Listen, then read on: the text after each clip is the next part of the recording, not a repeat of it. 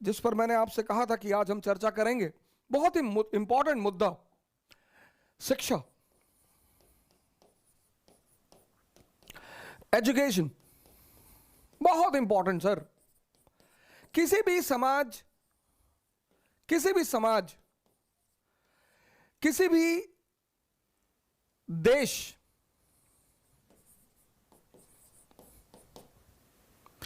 किसी भी समाज और किसी भी देश को अगर ताकतवर बनाना है तो बस उस पर, उसकी शिक्षा पर काम किया जाना चाहिए।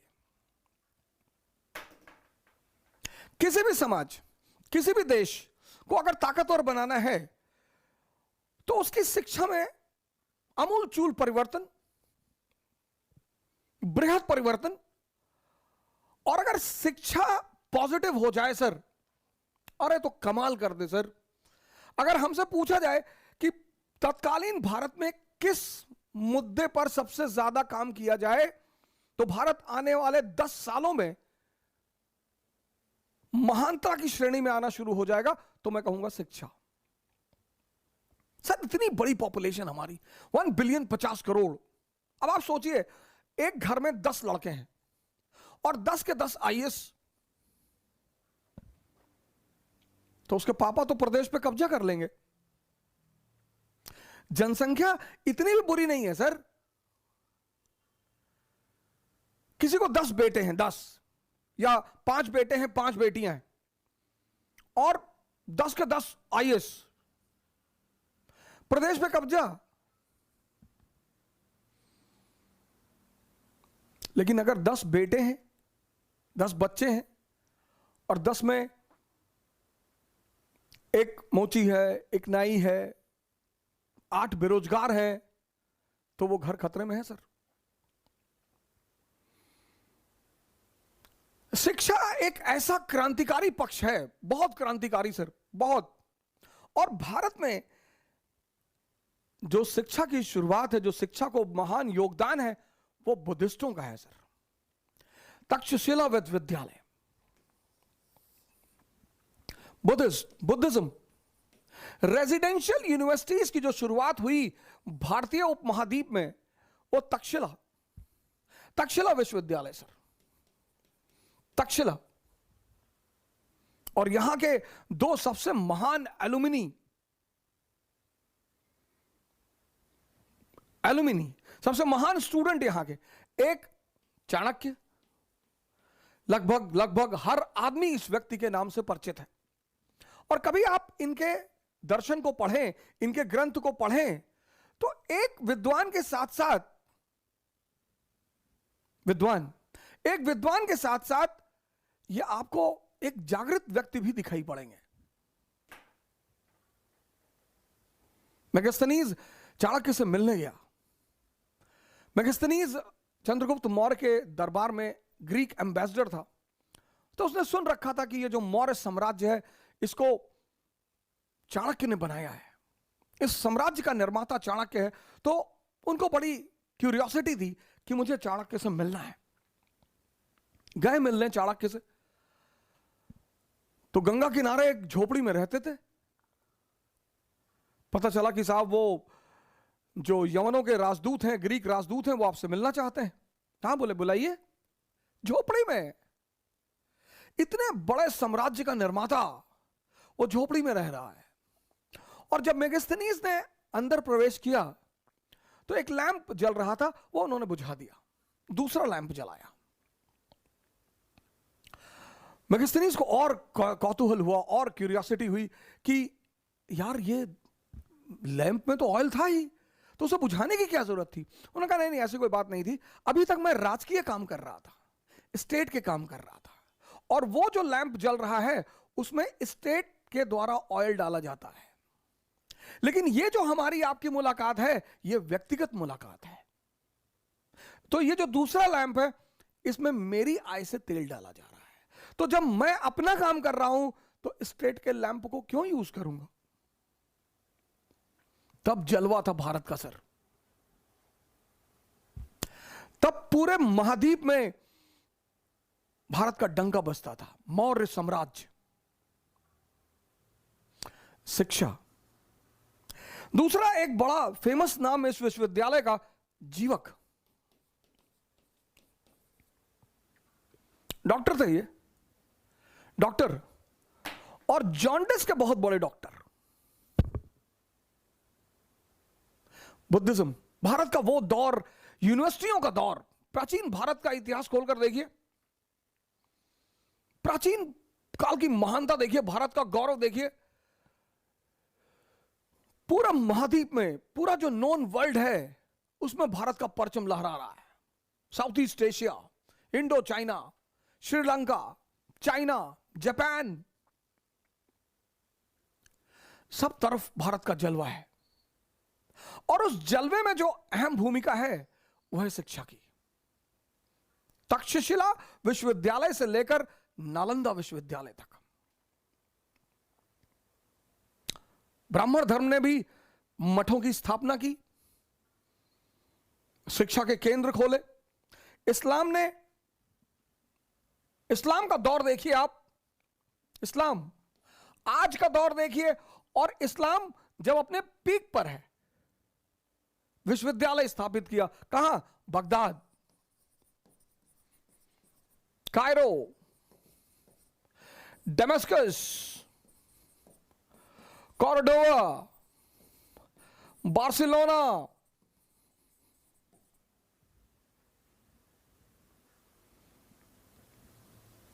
इस्लामिक हिस्ट्री में बड़े सारे साइंटिस्टों के नाम हैं। अल हसन, अल ताबरी,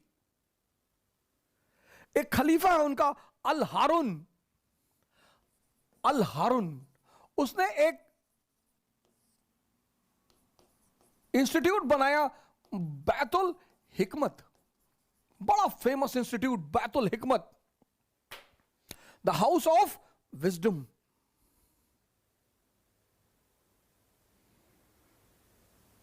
हाउस ऑफ विजडम, हर आदमी को आमंत्रित किया, irrespective of religion, irrespective of reason.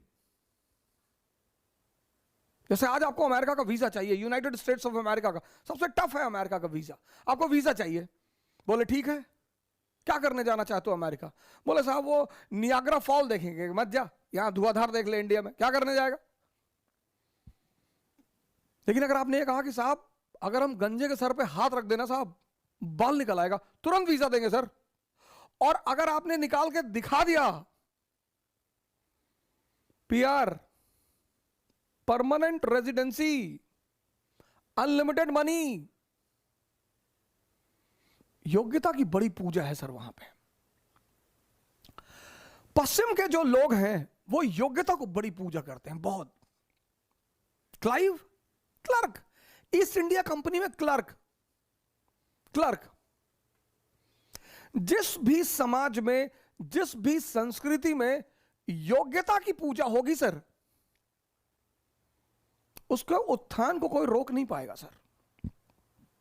Clive, clerk, east India company में क्लर्क। दक्षिण में फंस गए अंग्रेज, बहुत बुरा फंस गए फ्रांसीसियों के खिलाफ। फ्रांसीसी ताकत दिन प्रतिदिन बढ़ती जा रही थी। फ्रांसीसियों का कर्नाटक पे कब्जा, हैदराबाद पर कब्जा, अंग्रेज चारों तरफ हार रहे थे। मीटिंग चल रही थी, ईस्ट इंडिया कंपनी के अधिकारियों की मीटिंग चल रही थी। क्लाइव भी खड़ा था वहां पे, क्लर्क। और उसने उस मीटिंग में कहा कि सरकार अगर हमको एक मौका दें तो मैं आपको इस संकट से निकाल लूं। हमारे यहां होते तो तुरंत उठ के एक लगा दिए होते कि औकात में रहो, हमको एक मौका दें।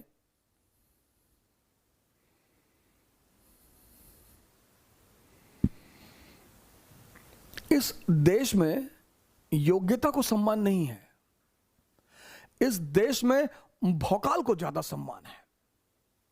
कि अरे भैया आए थे 25 गाड़ी, 25 फॉर्च्यूनर, हाँ हथियार लेके भैया के साथ लोग बैठे हुए। यहां अपराधियों का बड़ा महिमा मंडन है। यहां ऐसा ग्लोरीफाई किया जाता है अपराध को, क्राइम को। दीवार पे लिखा है यहां थूकना मना है, आपने थूक दिया, आपके 4 दोस्त हैं, आपने थूक दिया, तो बड़ा अप्रिशिएट किया जाएगा आपको कि अरे वहां लिखा था, पुलिस वाले खड़े थे, भैया वहीं थूक के आए।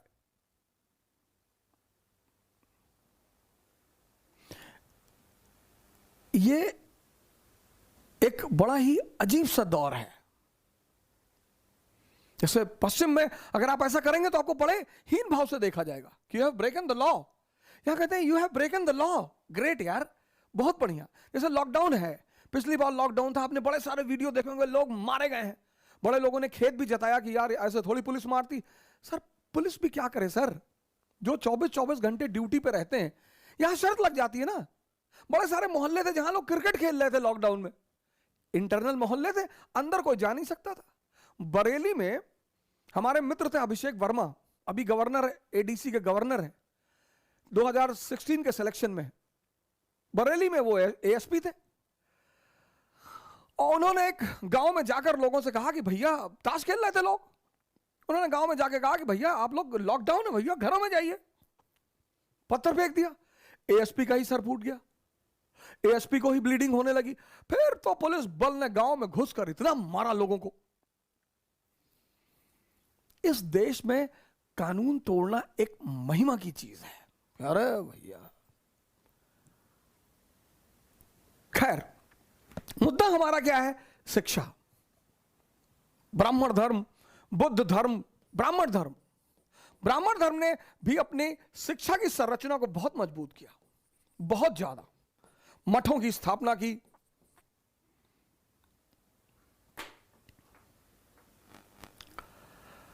और जब जब ये शिक्षा के स्थल मजबूत रहे, आप देखो 7th सेंचुरी एडी, भारत का इतिहास देखो, 7th सेंचुरी एडी, आप भारत का इतिहास उठाओ, 7th century AD,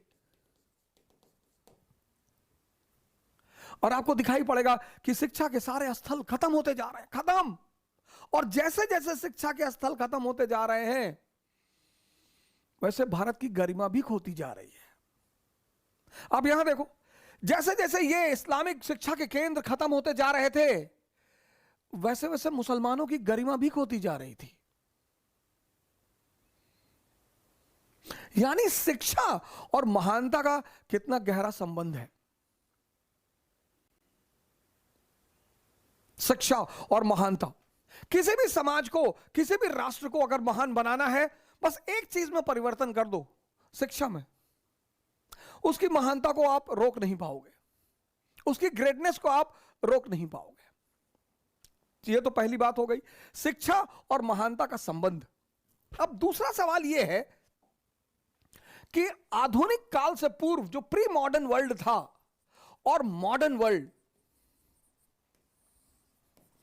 pre modern world और मॉडर्न वर्ल्ड, इन दोनों की शिक्षा में फर्क कहां है? प्री मॉडर्न वर्ल्ड शिक्षा जो थी, एजुकेशन, वो धर्म का हिस्सा थी, रिलीजन। क्यों? क्योंकि रिलीजन संविधान था। ईसाइयत, दो चीजें रिलीजन का हिस्सा थी, एक शिक्षा, एजुकेशन, और दूसरा लॉ। हिंदुओं में देखो, मठ शिक्षा के लिए और कानून स्मृति। यह आधुनिक युग से पूर्व धर्म से दो चीजें जुड़ी हुई थी, एक शिक्षा जुड़ी हुई थी और एक कानून जुड़ा हुआ था। मुसलमानों में देखो, मदरसा शिक्षा के लिए और शरीयत कानून के लिए। यह आधुनिक युग से पूर्व। आज क्या है? आज ये दोनों चीजें रिलीजन से बाहर हो गई हैं। आज दोनों का संबंध सेकुलरिज्म से है। शिक्षा भी सेकुलर प्रिंसिपल से निर्धारित है और कानून भी। धर्म की जो वर्चस्व था आधुनिक युग से पूर्व में, वो इसी की वजह से था। अगर आपसे कोई पूछे कि यार आधुनिक युग से पूर्व धर्म का वर्चस्व इतना क्यों था, इसलिए था क्योंकि शिक्षा और कानून दोनों का संबंध धर्म से था, दोनों धर्म से जुड़े हुए थे। लेकिन आज दोनों का संबंध धर्म से नहीं है, दोनों धर्म से अलग हो चुके हैं। अब धर्म सिर्फ और सिर्फ, जैसा कि मैंने आपसे कहा है, ट्रांसफॉर्मेशन के लिए है। यह बहुत बड़ा परिवर्तन है आधुनिक युग से पूर्व। और दूसरा आश्रम व्यवस्था। शिक्षा का एक बड़ा महत्वपूर्ण पहलू आश्रम, बहुत। और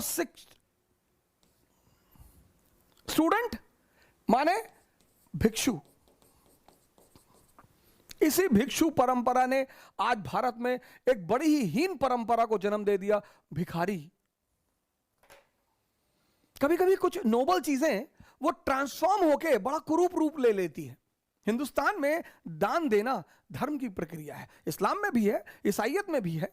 ये जितने भी गुरुकुल वगैरह चलते थे, आश्रम वगैरह चलते थे, यहां जो स्टूडेंट पढ़ते थे वो किसी के भी घर के हों, किसी के भी, कृष्ण राजा के घर के हैं, सुदामा आम घर के हैं, किसी भी घर के हो, राम राजा के घर के हैं, लेकिन जब वो आश्रम जा रहे हैं तो राजा वाजा कुछ नहीं, फिर आश्रम के कानून को उन्हें फॉलो करना पड़ेगा। और स्टूडेंट कैसे रहेगा? भिक्षु की तरह, भिखारी नहीं, भिक्षु। उसे बाहर जाकर भिक्षा मांगनी पड़ेगी, उसे भिक्षा पर आश्रम चलेगा। यह पहला चरण होता था किसी स्टूडेंट के लिए, भिक्षु। क्यों? अहंकार को मारना। आप सीख ही तभी सकते हैं जब आपका अहंकार खत्म हो चुका हो। जैसे हमारे पास बहुत लोग आते हैं, ये हमारे पापा छत्तीसगढ़ में जीडीपी हैं, डीजीपी हैं सर। अच्छा, तो टेंडर दिलाओगे कोई छत्तीसगढ़ में? नहीं सर, हम तो ऐसे ही बता रहे थे। क्यों बता रहे हो? क्यों बता रहे हो? क्या बदल जाएगा उससे? तुम सीखने आए हो। अगर हमें दबाव में ले लोगे कि डीजीपी साहब का बेटा है, कुछ कह दें तो बुरा ना मान जाए, तो तुम हमसे कभी सीख ही नहीं पाओगे। आज परिवार का वातावरण है, फैमिली और पोस्ट। आज स्टूडेंट 4 घंटा स्कूल में रहेगा, बाकी 20 घंटा घर में रहेगा।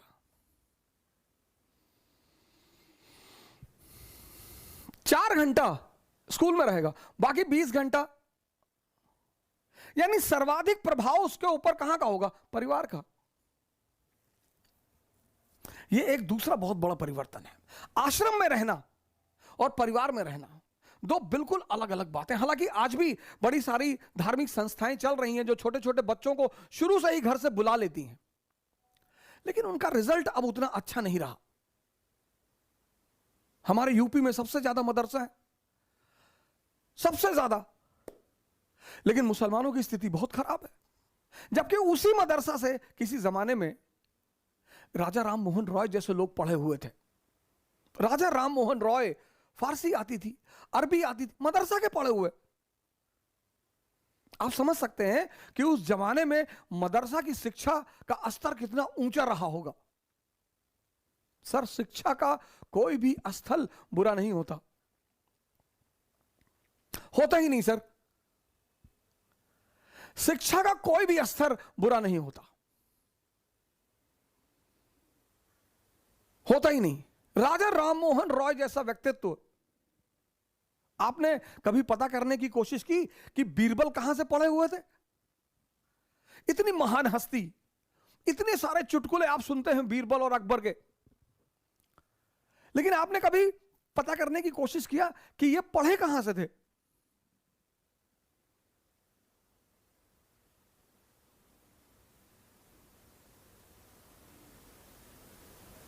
इनका गुरु कौन था? इतना महान व्यक्तित्व। एक आम आदमी मध्यकाल में शाही वर्ग का दर्जा प्राप्त कर रहा है, बड़ी बात है सर। आज हिंदुस्तान का जो शाही वर्ग है वो आम आदमी के बच्चे को अंदर नहीं आने देगा। वो तो हिंदुस्तान के मध्यम वर्ग के पास, आम आदमी के पास एक दरवाजा है शाही वर्ग में जाने की, और वो है सिविल सेवा। और कोई दरवाजा नहीं। ये जो हिंदुस्तान का आम आदमी है, इसके पास एक ही दरवाजा है शाही वर्ग में जाने की, और वो है सिविल सेवा। बाकी अन्य सारे दरवाजे इन शाही वर्गों ने बंद कर रखे हैं,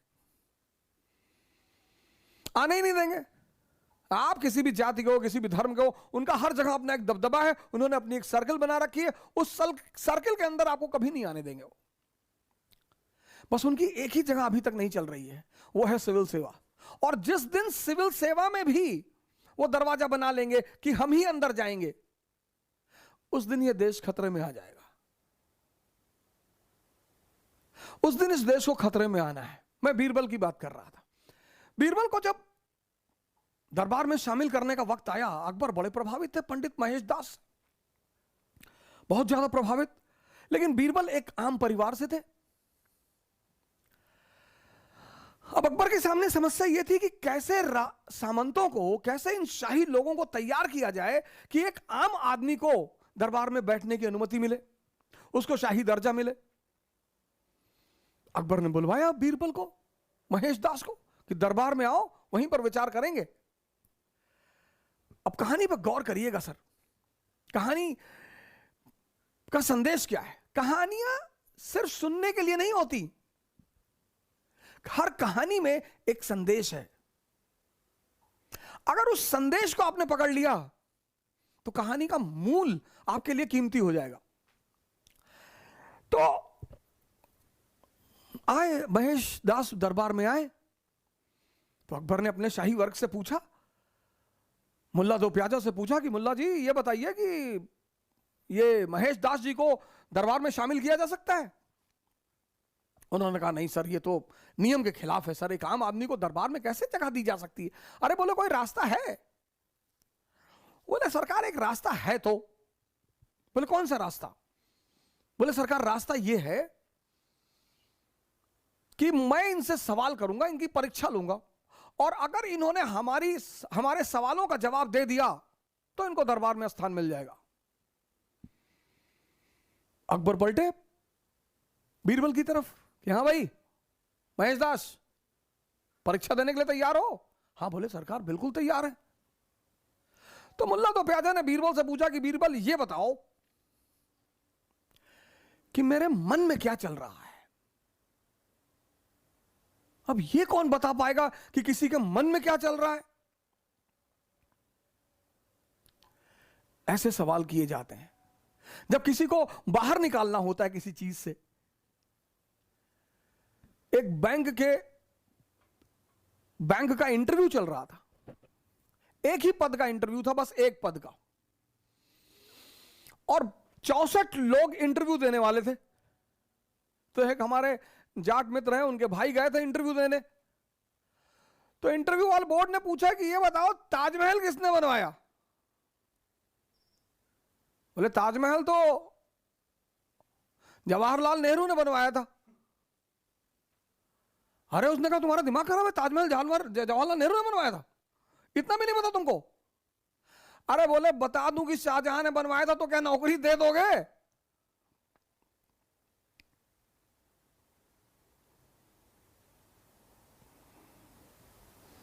बोले अगर बता दूं, एक ही पोस्ट है, 64 लोग हैं, हमें पता है सिफारिश आ चुकी होगी, तुम हमको वैसे भी नहीं लोगे।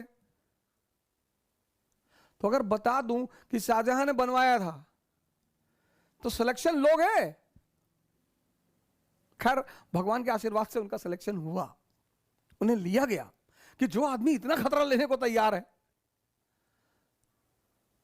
कभी कभी सवाल ऐसे पूछे जाते हैं आपसे, जैसे आप अपने समाज में बैठे अपने, इसीलिए मैं बार बार आपसे कहता हूं कि जब भी आप सिविल सेवा की तैयारी करें कृपया करके किसी को बताएं ना, या जब भी आप अपनी महत्वाकांक्षा को किसी को मत बताएं, क्योंकि अगर आपने अपनी महत्वाकांक्षा सबको बता दी और अगर आप योग्य व्यक्ति हैं तो यह समाज फिर उसके बाद आपको जीने नहीं देगा। ये इतनी चुनौतियां आपके सामने पेश करेगा। एक बैग आपको लगे यार चारों तरफ से दिक्कत आ रही है, पढ़ना चुनौती नहीं है, ये दिन प्रतिदिन की चुनौतियां हैं, इनको सामना करना चुनौती है। आपकी बुआ जी ने फोन कर दिया कि भैया वो पापा की बीपी बहुत हाई रहती है, तो जल्दी सिलेक्शन ले लो, नहीं तो भैया परेशान तो रहते ही हैं। अब डेली अगर ये बात आपको बताई जाए कि पापा की बीपी हाई रहती, अब आपको लग रहा है कि यार बुआ जी बहुत बड़ी शुभचिंतक है। शुभचिंतक तो सभी हैं, अब शुभचिंता ही कर रही हैं वो, लेकिन अनजाने में कहीं ना कहीं आपको बेचैनी भी दी जा रही है। मेरा एक स्टूडेंट है, अभी आईएएस है, कर्नाटक कैडर का। जिस दिन उसका इंटरव्यू था उस दिन उसके फादर की डेथ हो गई। जिस दिन उसका इंटरव्यू था उसके एक दिन पहले उसके फादर की डेथ हो गई। उसने शाम को फोन किया, कहा पापा से बात कराओ। तो उसकी मां ने कहा कि देखो, पापा ने कहा कि अब मैं एक आईएएस अधिकारी से बात करूंगा, अब मैं अपने बेटे से बात नहीं करूंगा, तो अब तुम इंटरव्यू दे लो, उसके बाद ही बात होगी। मैं नाम नहीं लूंगा। अब देखिए मां का रोल देखिए, इसको कहते हैं मां बाप का रोल। किसी को बताया ही नहीं, किसी को डिस्क्लोज ही नहीं किया। लड़के को भी लगा कि हाँ यार एक तो सिंपल सी बात है, चलो पापा ने हो सकता कहा हो, कल इंटरव्यू है फिर बाद में बात करेंगे। इंटरव्यू देके निकला।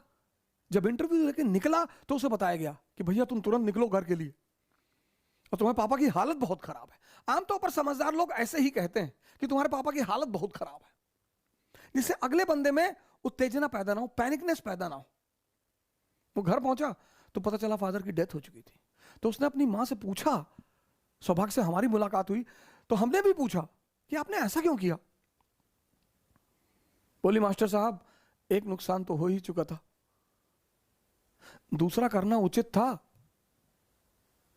और मैं बताऊं वो कभी स्कूल नहीं गई, वो कभी स्कूल नहीं गई थी। क्या समझदारी रही होगी, क्या समझदारी रही होगी उनकी। इसलिए अब मैंने पिछली क्लास में आपसे समझदारी की बात की।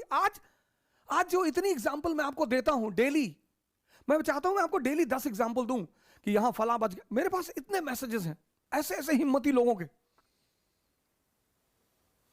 एक महिला की फोटो आई है, वो करीब 94 इयर्स की महिला है, 90% इंफेक्शन, और निकाल आई अपने आप को बाहर। अगर इस देश में समझदारों की संख्या ज्यादा होती, कोरोना कुछ ना कर पाता सर, कोरोना कुछ नहीं कर पाता और ना कर पाएगा। अगर ये अति घातक होता सबको मार डालता, जिसको हुआ उसको मार डालता। इसकी खतरनाक, ये डेंजरस क्यों है? पहली बात, निमोनिया पैदा कर देगा, सेकंड स्ट्रेन, लंग इंफेक्शन बढ़ा देगा, लेकिन टाइम तो लेता है ना सर। दूसरी इसकी खतरनाक चीज क्या है? आइसोलेशन। और बाकी सारे रोगों में 2-4 लोग मरीज के अगल बगल बैठे रहते हैं, कहानी सुना रहे हैं, चुटकुला सुना रहे हैं, उसका मन इधर उधर कर रहे हैं। यहां आदमी अकेले हो जा रहा है सर। इस रोग की जो सबसे निगेटिव पहलू है वो ये है कि आदमी आइसोलेशन में चला जाता है, उसके चारों तरफ कोई होता नहीं। आपने गौर किया अस्पताल जाने वालों की डेथ ज्यादा होती, इसलिए नहीं कि अस्पताल वाले कुछ बदतमीजी करते, नहीं नहीं नहीं, अस्पताल में कोई बात करने वाला नहीं है। घर में आप आइसोलेशन में आ गए तो कम से कम आपके कमरे में टीवी लगा तो आप टीवी देख रहे हैं, अपने घर वालों को देख रहे हैं। अस्पताल में, ये जो अस्पताल में इतनी डेथ होती है उसकी वजह क्या है? उसकी वजह यह है कि वहां आदमी पूरी तरह से आइसोलेशन में है, और आइसोलेशन में अगर दिमाग नेगेटिव हुआ, भाई हर आदमी आईजी राजेश पांडे थोड़ी हो जाएगा। वो आया ही है अस्पताल में व्हाट्सएप के वीडियोस देख के, फेसबुक के वीडियोस देख के, वो पहले से ही पूरा होमवर्क करके आया है, सब फीड है उसका कि हाँ इतने लोग मर गए, वहां ये मर गए, फलाने मर गए, ये हो गया। और फिर उस दशा में जब वो आदमी आइसोलेशन में जाता है, बस वो सारे थॉट उसमें डोमिनेट हो जाते हैं। इसलिए 90% जो मृत्यु कोरोना में हो रही है वो भय की वजह से हो रही है। इस संबंध को समझना पड़ेगा सर। इसलिए मैं आप सभी लोगों से पहले दिन से निवेदन कर रहा हूं कि भय का वातावरण बिल्कुल ना बनाएं। अगर आप आंकड़े देखें सर, ट्यूबरक्लोसिस से ज्यादा मौतें होती हैं सर, लेकिन चूंकि उसका इलाज है, और टीबी के मरीज को आइसोलेशन में नहीं छोड़ा जाता, कैंसर के मरीज को किसी भी मरीज को आप आइसोलेशन में छोड़ दीजिए सर, वो 10 दिन में मर जाएगा। इस बीमारी का सबसे घातक पहलू है आइसोलेशन, और उस आइसोलेशन में जितने भी कमजोर मन के लोग हैं वो खतरे में हैं सर। और उस कमजोर मन के साथ सोशल मीडिया, आप इस बात पे गौर करिए। कल मैंने आपको वो चेतना चौधरी जी का फोटो दिखाई, अपने हस्बैंड के साथ वो अपनी कल मैरिज एनिवर्सरी मना रही थी। 90% इंफेक्शन सर, गोकुल दास हॉस्पिटल इंदौर, फोन करके पता कर लीजिए, 90% इंफेक्शन, लेकिन वो लौट रही हैं। पूरा इंफेक्शन रिकवर कर रही हैं वो। क्यों? उत्साह, हिम्मत, साहस। यहां लोग कह रहे हैं कि भैया वो हॉस्पिटल गए और मर गए। क्यों? भय। आप डॉक्टरों से पूछिए, आपके मित्र अगर डॉक्टर हैं, आपके जानने वाले अगर डॉक्टर, उनसे बात करिए कि यार ज्यादातर तो हार्ट अटैक में मर रहे हैं। डर सर, जब बिना रोग के लोग मर जाते हैं डर के मारे, बिना रोग के। एक मौलाना ने पंडित जी से कहा कि पंडित जी, अगर तुम एक रात हमारे कब्रिस्तान में बैठ जाओ तो तुमको 10,000 रुपया दें।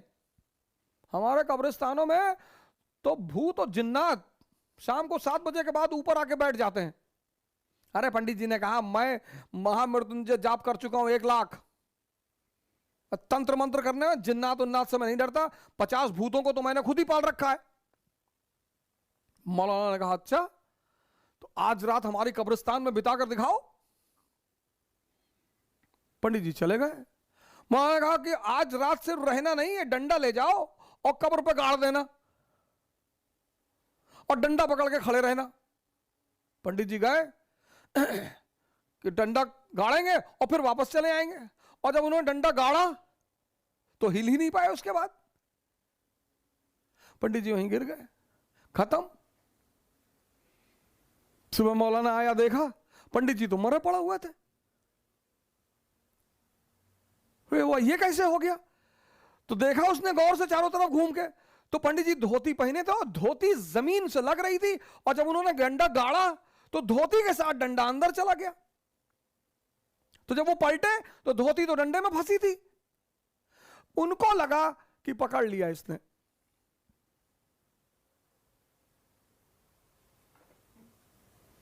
पंडित जी को लगा पकड़ लिया, पंडित जी निकल लिए।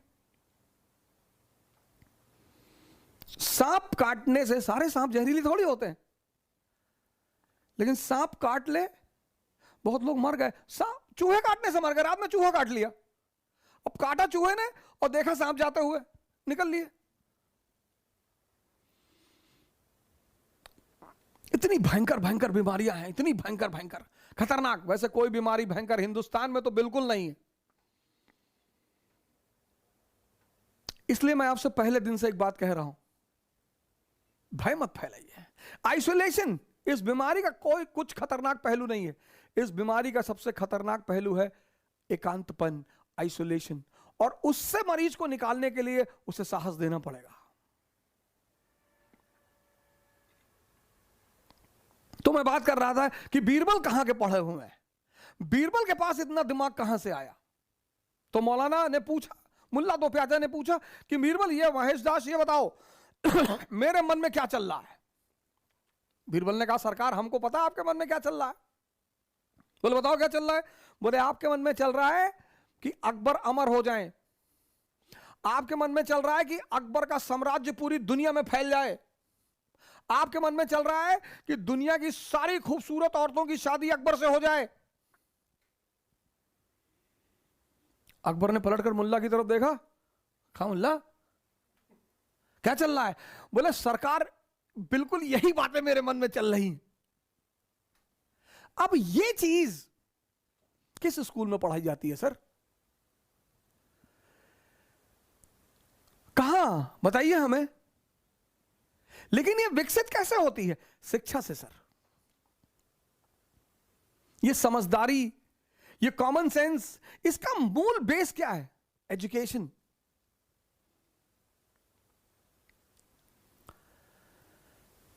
इसका मूल जो आधार है, मूल वो शिक्षा है सर।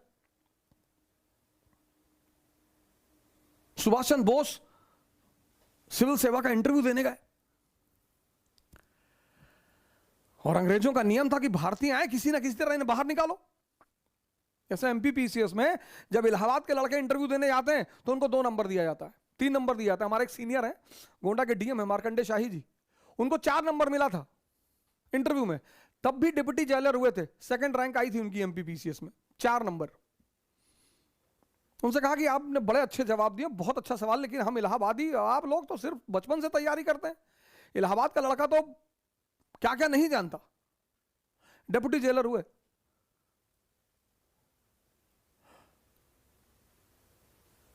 सुभाष चंद्र बोस। अब बोर्ड मेंबर ने पूछा कि बोस क्या नहीं कर सकता, बोले साहब सब कुछ कर सकता है। बोले सब कुछ कर सकता है बोस। उसने कहा अच्छा। उसने अपनी वेडिंग रिंग निकाली, शादी वाली अंगूठी सामने रख दी, कहा इसमें से निकल के दिखाओ। सुभाष चंद्र बोस ने एक पेपर लिया, कागज में लिखा एससी बोस, और उस अंगूठी से निकाल दिया, कहा निकल गए।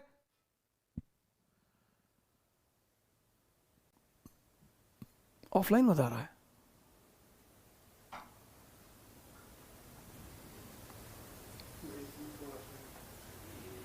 कहा निकल गए। ये चीज कहां से आ रही है सर? आज मैं देखता हूं इतने सारे स्टूडेंट मेरे पास आते हैं, मैं देखता हूं सब क्षमतावान है सर, सब। क्षमता में किसी की कमी नहीं है सर, एकाग्रता में कमी है सर, समझदारी में कमी है सर, बेसिक्स में कमी है सर। तो क्यों ऐसा क्यों है? जिस भारत में बुद्ध, महावीर, भास्कराचार्य, आर्यभट्ट, मतलब अगर विद्वानों की एक लिस्ट बनाई जाए, ब्राह्मण धर्म, बौद्ध धर्म, इस्लाम, क्रिश्चियनिटी, आज ऐसा क्या हो गया सर? कहीं ना कहीं कुछ ना कुछ तकनीकी खराबी तो हुई सर। और यह तकनीकी खराबी हुई 1835 के बाद से।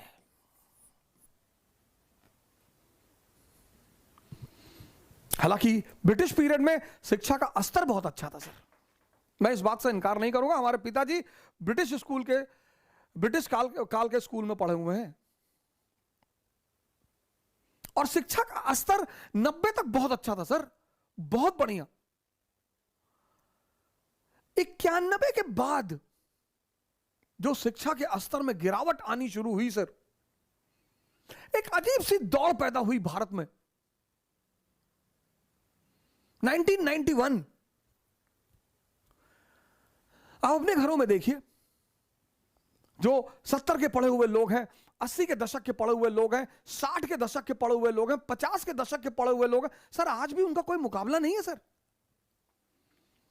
मेरे पिताजी हैं, उनकी इंग्लिश इतनी फ्लुएंट, ग्रामेटिकल, हमसे कहते हैं वो कि देखो तुम हमसे अंग्रेजी में बात मत किया करो, तुम्हारी ग्रामर कुछ है ही नहीं, तुम सिर्फ इंग्लिश के टर्म जानते हो, ही, शी, दैट, गोट, फिश, बस। इसलिए आज की डेट में बहुत सारे इंग्लिश मीडियम के लड़के आईएएस का जो कंपलसरी इंग्लिश का पेपर उसमें फेल हो जाते हैं, इंग्लिश मीडियम के।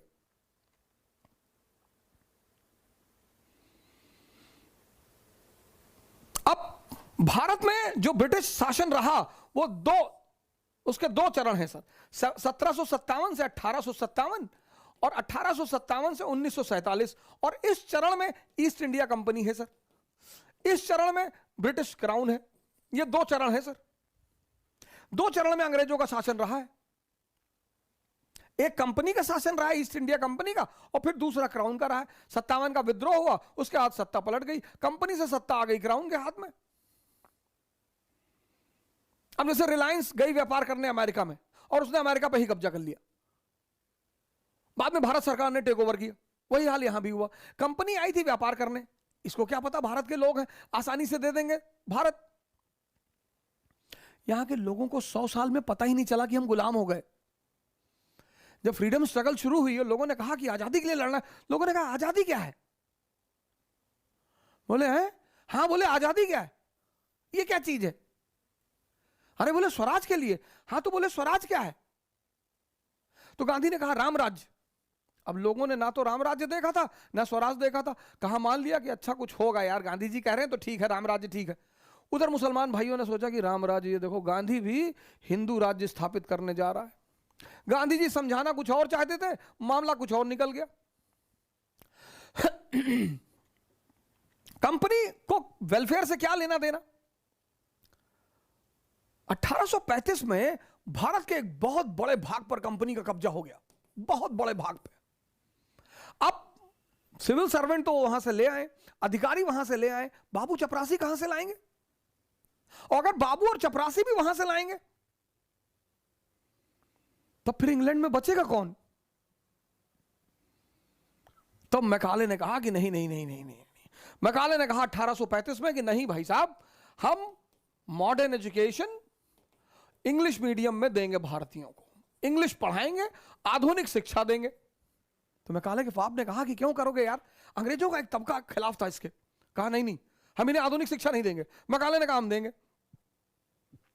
तो उसके फादर ने पूछा कि तुम यार, जब तुम्हारा लोग विरोध कर रहे हैं, मना कर रहे हैं, एक गुट था वो मना कर रहा था कि मत करो ऐसा, ये भारतीय बहुत समझदार लोग हैं, ये सब कुछ हमसे सीख के बाद में हमको भगा देंगे। अरे उसने कहा कुछ नहीं। उसने अपने फादर को खत लिखा कि जब हम आधुनिक शिक्षा देंगे, अपने बारे में पढ़ाएंगे, अपने अचीवमेंटों के बारे में पढ़ाएंगे, इनको अपने धर्म से, अपनी संस्कृति से नफरत पैदा हो जाएगी। तो रंग में तो ये हिंदुस्तानी रहेंगे, लेकिन सोच में ब्रिटिश, और हमारा साम्राज्य मजबूत हो जाएगा भारत में। लेकिन ये भूल गया कि ये भारत है। इसने अच्छे अच्छे लोगों को पानी पिलाया। सिकंदर आया भारत, तो सिकंदर जब भारत आ रहा था तो उसका गुरु था डायनोसियस। तो जब हम विदेश जाते हैं, जैसे पहली बार मैं ही बाहर गया, कंट्री के बाहर गया, तो मैंने लोगों को फोन किया, जो हमारे रिश्तेदार हैं, दोस्त हैं, मैंने उनको फोन किया कि हाँ भैया, मनोज भैया, हाँ वैसे बाहर जा रहे थे तो कुछ मंगाना है तो बताओ। तो अब वो पूछेंगे ही कि कहाँ जा रहे हो, तो हमने कहा ऐसे ही अमेरिका जा रहे थे। अच्छा अमेरिका जा दो भैया, हाँ हाँ हाँ अमेरिका जा। अब सीधे कह नहीं सकते ना फोन करके कि भैया अमेरिका जा रहे, लेकिन खुशी बहुत है कि अमेरिका जा रहे हैं। अब उसे बताना है कि अमेरिका जा रहे हैं, तो कह रहे भैया अमेरिका जा रहे हैं तो कुछ मंगाना हो। अब लाएंगे तो वैसे भी कुछ नहीं हम, लेकिन कैसे बताएं लोगों को कि अमेरिका जा रहे हैं। तो सिकंदर भी भारत की तरफ आ रहा था, पूरब की तरफ, तो गया डायनोसियस उसका आध्यात्मिक गुरु है। तो कहा गुरुदेव पूरब की तरफ जा रहे हैं, भारत की तरफ, कुछ लाना है? बोले यार कुछ लाना वाना नहीं है, हट जाओ सामने से, धूप आ रही है। तो 18 साल का लड़का जिद में आ गया कि नहीं बताओ कुछ लाना है कि नहीं। बोले यार लाना तो है। बोले क्या लाना है? बोले एक सन्यासी ले आना भारत से। कहा ठीक है। आया भारत आया। जब वो लौटने लगा पोरस से युद्ध के बाद, तो उसे याद आया कि यार गुरुदेव ने तो सन्यासी मंगवाया है। तो उसने कहा हाँ। तो उसने अपने सेनापति नियार्कस को बुलाया, कहा ऐसा करो एक सन्यासी पकड़ लाओ, जाओ उठा लाओ किसी को। नियार्कस गया और एक बहुत फेमस सन्यासी थे उस समय के, दंडन सन्यासी। मैं बताऊंगा ये 1991 की शिक्षा ने कितना अपराध किया हमारे साथ। सन्यासी, आज हमारे देश के लोग सन्यासी शब्द से या तो डरते हैं या नफरत करते हैं। मेरे बड़े सारे स्टूडेंट हैं, हमसे कहते हैं कि सर हम जब ध्यान करने बैठते हैं तो मम्मी पापा डांटते हैं कि सन्यासी बनने जा रहा है, पहले आईएएस बनो। सन्यासी मतलब जागृत, सन्यासी मतलब भगोड़ा नहीं होता। अगर आपके बच्चे ध्यान कर रहे हैं तो करने दीजिए सर। बड़ा प्यारा वर्ड है जागृत। राजा जनक जागृत है और राजा है। सर मन को तो कोई भी जीते ना। आप आईएएस हैं और आपने अपना मन जीत रखा है तो आप एक बहुत सफल आईएएस अधिकारी रहेंगे। आप राजा हैं, आपने अपना मन जीत रखा है तो आप अपने लिए कुछ नहीं करेंगे जीवन में, प्रजा के लिए करेंगे। इसीलिए तो भारत राम जैसे लोगों के राजा के रूप में देखता है, श्री राम। अभी आगे मैं उन पर चर्चा करूंगा, श्री राम पर, कि शिक्षा ने हमें क्या क्या रंग दिखा दिए, कैसे हमें मूल उद्देश्य से भटका दिया। एक शिक्षित आदमी किसी भी धर्म से नफरत करे, संभव ही नहीं है सर, संभव ही नहीं है। एक शिक्षित आदमी, शिक्षित, किसी धर्म से नफरत करे कि इस्लाम अच्छा धर्म नहीं है, ईसाईयत अच्छा धर्म नहीं, तब तुम पढ़े लिखे ही नहीं, तब तुम खत्म हो गए। अगर उच्च शिक्षा लेने के बाद भी किसी को यह समझ में नहीं आया कि भगवान एक है, ईश्वर एक है, धर्म का रोल क्या है, सर उसकी शिक्षा खत्म, उसकी शिक्षा का कोई मूल्य नहीं है सर, बेकार है सर। उसको अपनी सारी डिग्रियों को जला देना चाहिए। धर्मों में कोई मतभेद नहीं है, इस्लाम, हिंदुइज्म, क्रिश्चियनिटी, सिखिज्म, इनमें कोई मतभेद नहीं है सर। मतभेद है मानने वालों में, क्योंकि इनको दिशा कौन देता है? पुरोहित। और 98% पुरोहितों को कुछ भी नहीं पता, चाहे वो किसी भी धर्म के हो। मैं किसी का नाम नहीं लूंगा, ना मैं किसी हिंदू पुरोहित का नाम लूंगा, ना मैं किसी मुसलमान पुरोहित को नाम लूंगा। लेकिन कभी कभी जब मैं इन पुरोहितों को सुनता हूं तो मुझे बड़ी, और ऐसे ऐसे पुरोहित हैं, मुसलमान पुरोहित, हिंदू पुरोहित, जिनको लाखों लोग सुनते हैं सर, और वो इतनी उल्टी सीधी बातें उनको बताते हैं, इतनी उल्टी सीधी भरमाते हैं उनको।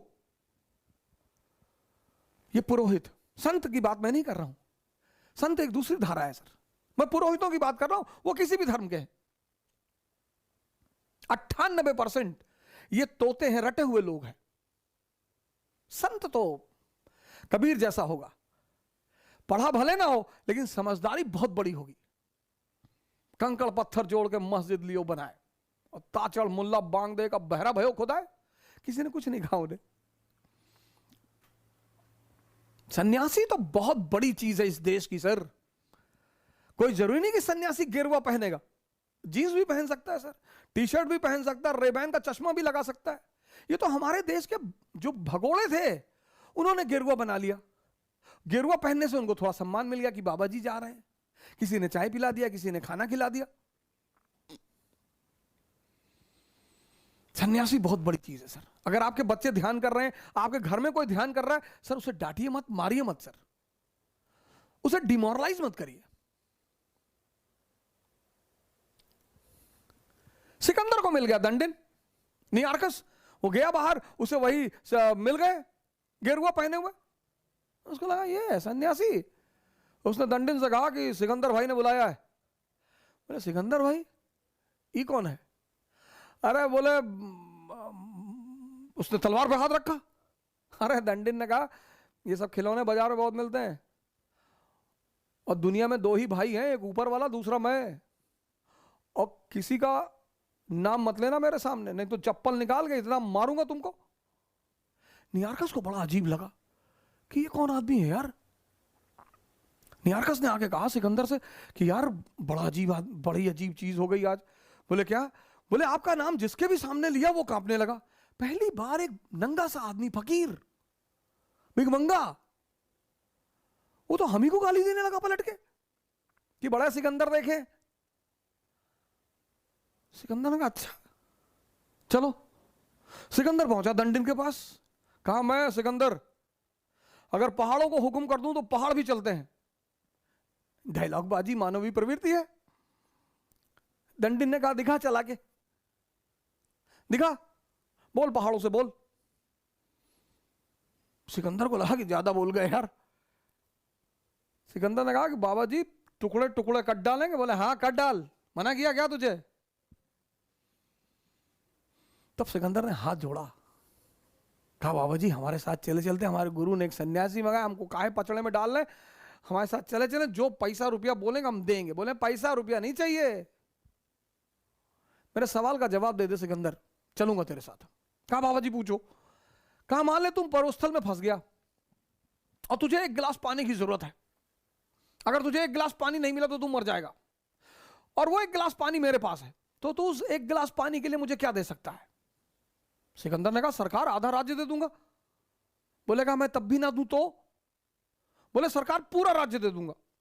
बोले सोच सिकंदर, तेरे पूरे राज्य की कीमत एक गिलास पानी से ज्यादा नहीं है। तू क्यों मर रहा था पिछले 10 साल से? इसीलिए मां बाप थोड़ा सा डरते हैं सन्यासियों के पास जाने में, कि कहीं दंडिन जैसा कोई मिलकर उल्टा सीधा ना समझा दे कि संसार माया है।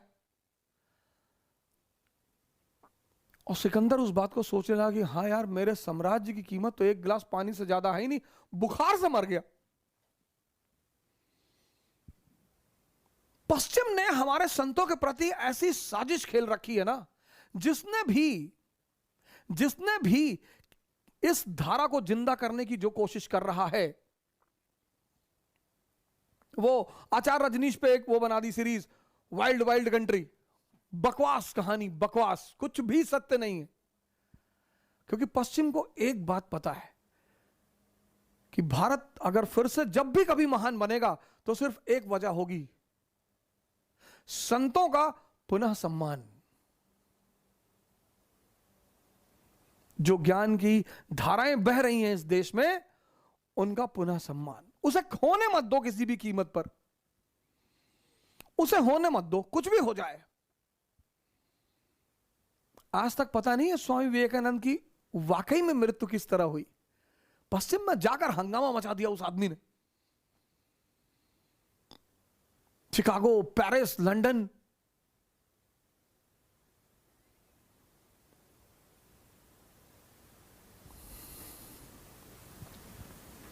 ये ऐसा देश है जहां एक एक आदमी ने पूरी दुनिया को हिला के रखा है। तो मैकाले ने कहा नहीं नहीं, कोई टेंशन की बात नहीं, इनको पढ़ाओ मॉडर्न एजुकेशन, इंग्लिश मीडियम। तो बोले एक तो ये हमसे बड़े प्रभावित हो जाएंगे, और दूसरा हमें बाबू और चपरासी मिल जाएंगे, हमें बाबू और चपरासी मिल जाए। और यहीं से शिक्षा का मूल उद्देश्य हो गया रोजगार। Education is equal to employment. यहीं से एक बड़ी गंदी धारा भारत में शुरू हुई, बहुत गंदी धारा। इससे पहले यह धारा नहीं थी। शिक्षा का काम है क्या? बेसिकली दिमाग को जिंदा करना। यहीं से एक ऐसी धारा इस देश में शुरू हुई। नहीं तो सर इस देश में, अरे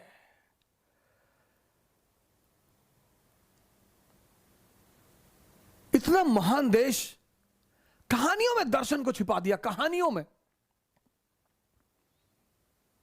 विक्रम बेताल की कहानियां, बेताल 25, वो 25 कहानियां कितना बड़ा दर्शन है सर। अगर एक एक कहानी को आप पढ़ो और उसमें गौर करो तो आपको उसको जीवन भी मिलेगा, ज्ञान भी मिलेगा, शिक्षा भी मिलेगी, दर्शन भी मिलेगा। जिस देश ने इतनी बड़ी बड़ी हस्तियां पैदा की, आज वो देश, मैं जब पिछली बार नौजवान क्रांति मैंने शुरू किया था, मुझे इसी बात का डर था कि अगर ये कोरोना हमारे गांवों में पहुंच गया, गांव के लोग तो निपट लेंगे। आज एक हमारे गोंडा के हमारे भाई हैं छोटे, आशीष मिश्रा, तो उन्होंने फोन किया हमसे, कहीं भैया हमें बुखार हो गया 2-3 दिन पहले, अब ठीक है भैया। हम कहें कैसे? कहीं गाली बहुत दी है भैया कोरोना को। तो हमने कहा जिसको भी गाली दो तो आपसे दूर भागता है, तो हम भी यही किए भैया। अरे हमने कहा यार मिश्रा जी बहुत बढ़िया काम कर डाले। कहीं आप तो ठीक है भैया, आप कोई बात, अब कुछ है नहीं, बाकी आपसे बात कर लिए तो थोड़ा सा खुशी हो गए, बाकी कुछ है नहीं। ये है ये देश सर।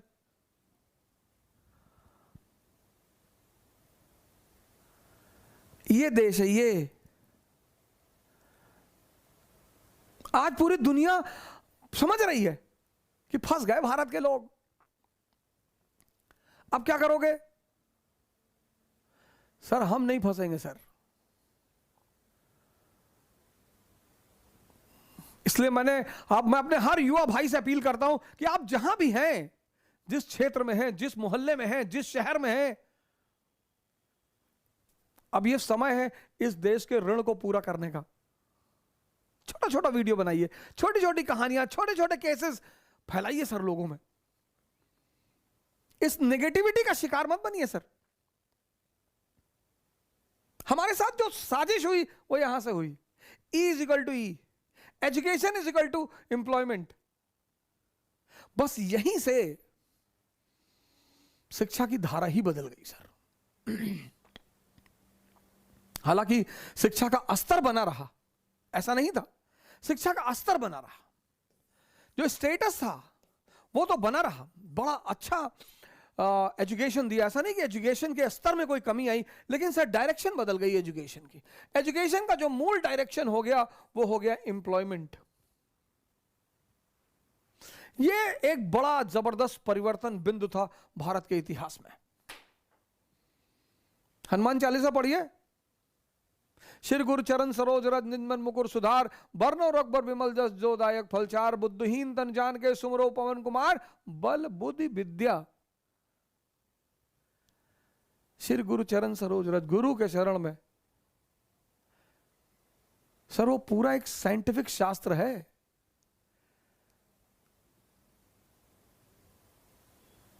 नासे रोग हरे सब पीरा, जपत निरंतर हनुमत बीरा। 1 घंटा आंख बंद करिए और डीप सांस लीजिए। हनुमान मतलब सांस डीप, नाभि तक जानी चाहिए सांस।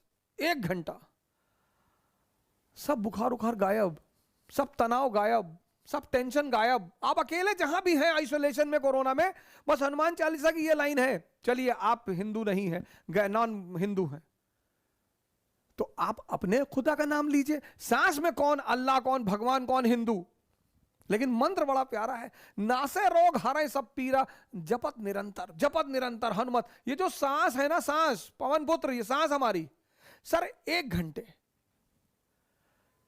दिन में कर लीजिए। 14 दिन के बजाय आप 7 दिन के अंदर बाहर।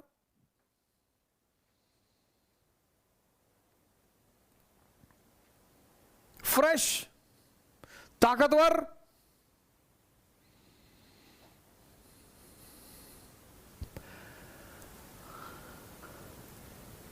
यहीं से सर, यहीं से हिंदुस्तान में शिक्षा की धारा बदल गई सर।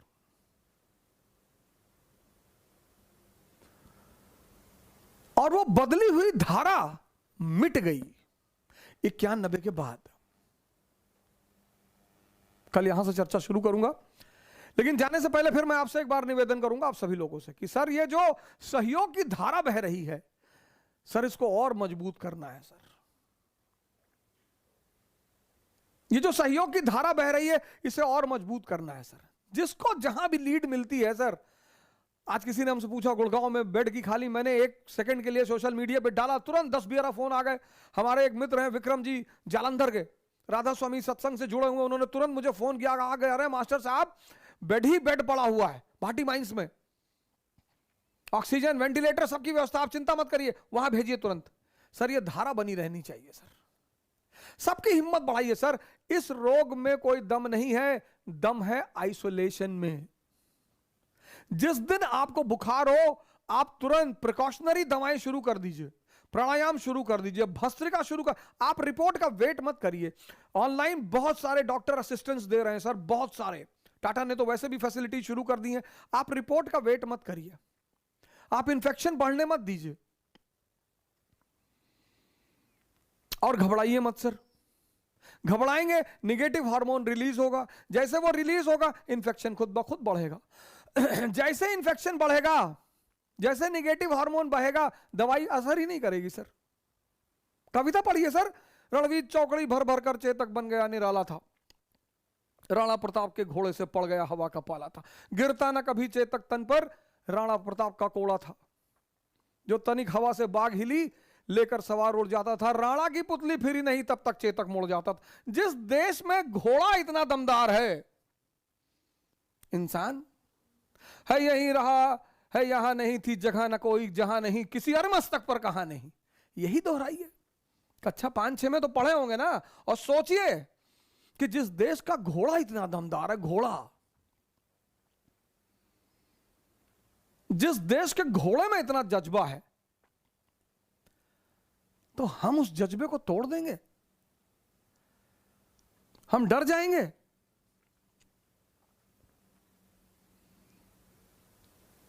मरने के लिए तो बंगाल में एक साहब खेत में बैठे हुए थे, हवाई जहाज गिर गया, मर गए। मौत का क्या है सर? खेत में बैठे हुए थे, प्लेन क्रैश कर गया, खेत में बैठे थे, खेत में। अगर मौत की बात है सर, तो वो तो कोई देखा ही नहीं। पाकिस्तान में प्लेन क्रैश किया पिछले साल, 2 लोग बच गए सर। जब वो क्रैश कर रहा था तो 2 लोग उठ के पीछे का दरवाजा खोल के कूद गए। हिम्मत काम आ गई सर, पैर टूट गया, जान बच गई सर। हिम्मत ही काम आती है सर। जिस देश में चेतक जैसा घोड़ा है, जिसको डर नहीं लगता, इंसान। कल यहीं से कहानी शुरू करूंगा, कल कहानी यहीं से शुरू होगी सर, और फिर बताऊंगा कि शिक्षा के मूल तत्व क्या हैं, ऐसी कौन सी चीज विकसित करना चाहिए कि शिक्षा हमें खुद से लेकर खुदा तक पहुंचा दे। थैंक यू, जय हिंद। है।